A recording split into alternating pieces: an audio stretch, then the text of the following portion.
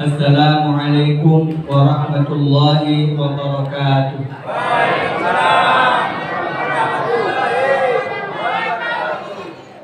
Alhamdulillahilladzi 'allamal Qur'an khalaqal insana 'allamahul bayan. Wassalatu wassalamu ala sayyidina Muhammadin sayyidil insi wal jan wa ala alihi wa sahbihi alladzina jahadu fi hifdzid din wal lisan. Qala Allah subhanahu wa ta'ala fi kitabil karim. A'udzu billahi minasyaitonir rajim. Bismillahirrahmanirrahim. Syahrul Ramadan alladzi unzila fihi al-Qur'an hudan lin-nasi wa bayyinatin minal huda wal furqan. Wa qala Rasulullah sallallahu alaihi wasallam, as-siyam wal Qur'an yashfa'ani yaumal qiyamah. Shadaqallah wa shadaqa Rasulullah sallallahu alaihi wasallam. Hadirin jamaah salat Isya, salat tarawih dan salat witir yang semoga senantiasa dimuliakan, dirahmati dan diberkahi oleh Allah Subhanahu wa taala. Puji syukur kita panjatkan kehadirat Allah Subhanahu wa taala karena kita sudah sampai malam yang ke-17. 17 apa 18? 18. Kalau yang 18 berarti pengen cepat-cepat lebaran. Ya. Malam ke-17 berarti kita sudah melaksanakan ibadah saum selama 16 hari.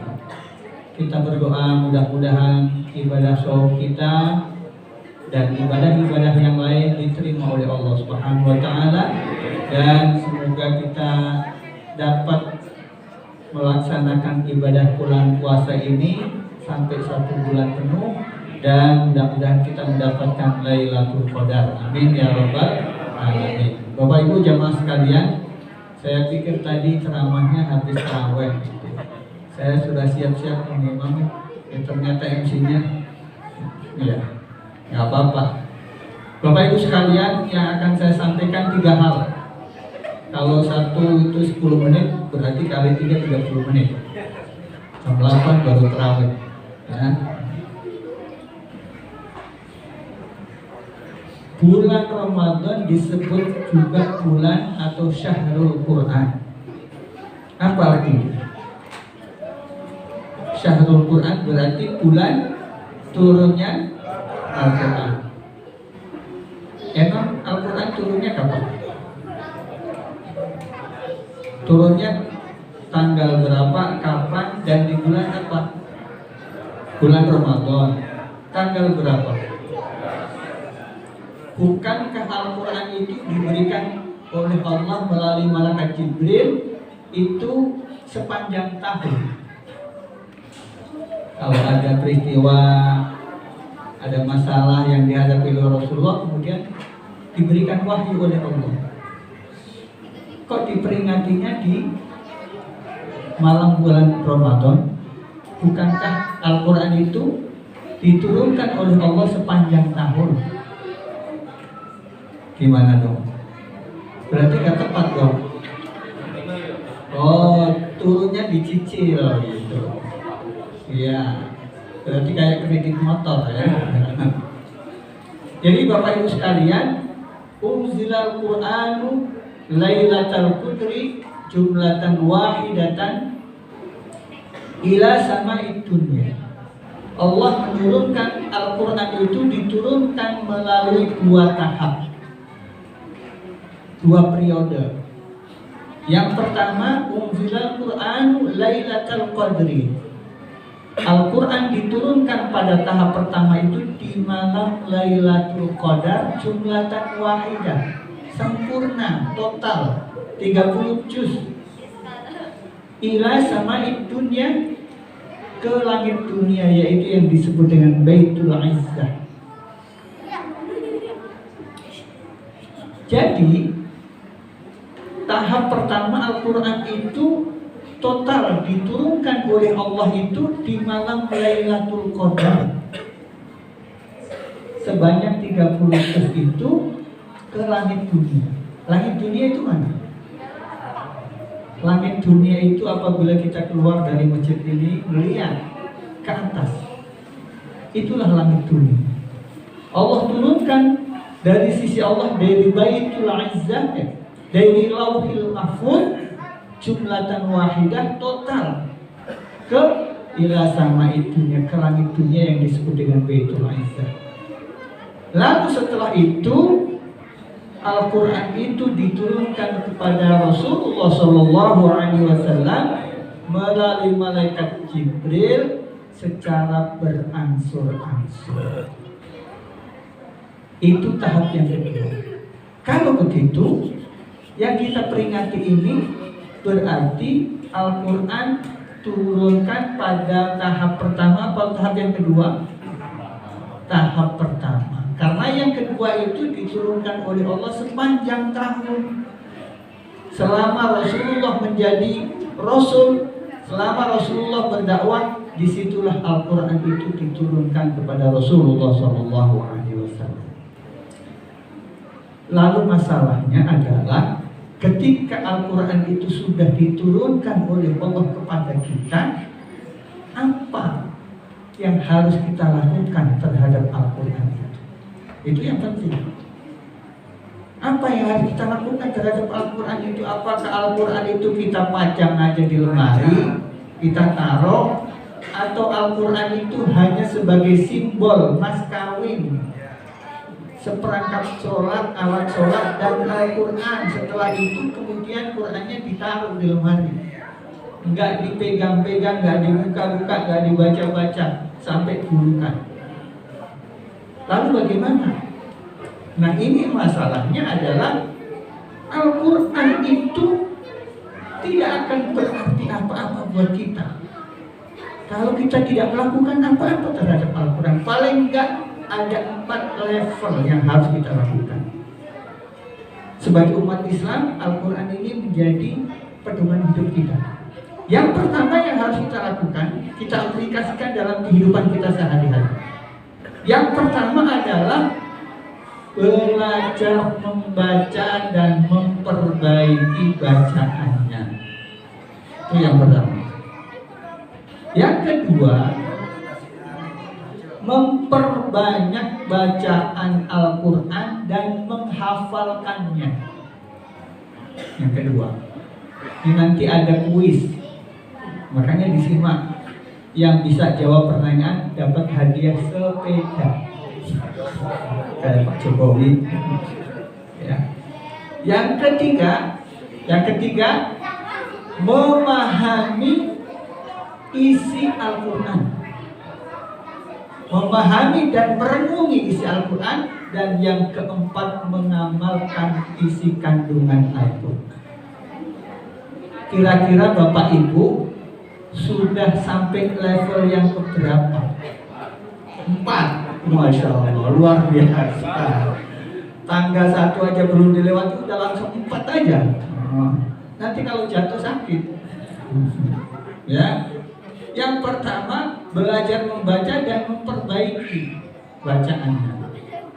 Alhamdulillah, di masjid yang kita cintai ini, bapak-bapaknya sudah banyak yang belajar Al-Quran. Alhamdulillah. Ya. Ketua tadarusnya Bapak Zulkifli. Alhamdulillah. Ya. Alhamdulillah. Ini memang level yang pertama. Belajar membaca. Bagaimanapun Al-Quran ini menjadi pedoman hidup. Bagaimana kita bisa tahu kalau kita nggak bisa baca? Maaf sekali.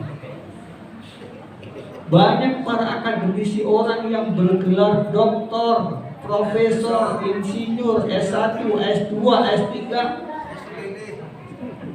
ilmu dunianya dipelajari bertahun-tahun sampai menghabiskan banyak waktu, menghabiskan banyak biaya, tetapi untuk kitab sucinya sendiri tidak pernah dipelajari. Ini ironisnya orang Islam. Innallaha yabghadu 'alimun bid dunya jahilun fil akhirah. Allah sangat membenci orang yang alim terhadap ilmu dunia, banyak pengetahuannya tentang dunia ini, pintar, tetapi maaf, bodoh terhadap ilmu akhirat. Allah benci, nggak suka. Ya, maka saya ingin mengajak Bapak Ibu sekalian memberi motivasi. Ya, orang Islam harus bisa baca kitab sucinya. Masa orang Islam gak bisa baca kitab sucinya sendiri? Terus waktunya untuk apa? Umur 40 tahun, 50 tahun, ternyata untuk baca Quran belum bisa. Nanti ditanya sama Allah, umurnya untuk apa dihabiskan? Ya, giliran untuk urusan dunia ada pada pintar, dibela-belain, bertahun-tahun kuliah. Tapi untuk urusan akhirat, baca Quran ini termasuk urusan akhirat, diabaikan. Padahal Rasulullah mengajarkan dua hal yang lebih banyak dilakukan oleh Rasulullah ketika di bulan suci Ramadan, yaitu membaca Al-Quran dan bersedekah. Wa kana Rasulullah sallallahu alaihi wasallam ajwadan nas wa kana ajwad ma yakunu fi Ramadan hina yalqahu Jibril yatadarusahul Quran. Rasulullah itu terkenal dermawan di luar Ramadan. Dan di bulan Ramadan itu kedermawanannya meningkat. Ketika malaikat Jibril menemui Rasulullah dan bertadarus tentang Al-Quran. Rasulullah itu pernah ketika diberikan wahyu pertama, diajari sama malaikat Jibril, "Iqra ya Muhammad, bacalah wahai Muhammad." Mana Nabi Qori? Aku nggak bisa baca. Iqra sampai 3 kali diulang malaikat Jibril. Rasulullah memberikan tuntunan. Rasulullah memberikan tuntunan kepada kita. Awalnya nggak bisa. Kita juga awalnya nggak bisa. Sampai 3 kali. Kalau Allah mau, nggak pakai Rasulullah itu diajarin sama malaikat Jibril. Kalau Allah mau Al-Quran yang 30 juz itu dimasukkan ke dalam dada dan hatinya Rasulullah, itu bukan persoalan yang sulit bagi Allah. Kapan?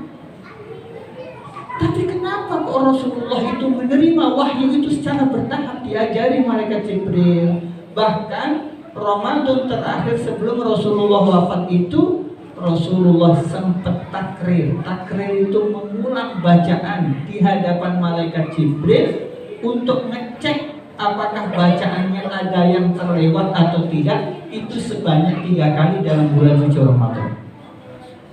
Itu Rasulullah diajari sama malaikat Jibril. Mau itu memberikan pelajaran kepada kita bahwa kita juga kalau mengikuti Rasulullah belajar. Mumpung di sini ada kesempatan, seminggu sekali 1 jam, sehari 24 jam, kali seminggu kali 7, diambil 1 jam, masa iya nggak bisa? Ya, itu level yang pertama. Setelah kita bisa baca, lalu level yang kedua, memperbanyak membaca Al-Quran dan menghafalkannya.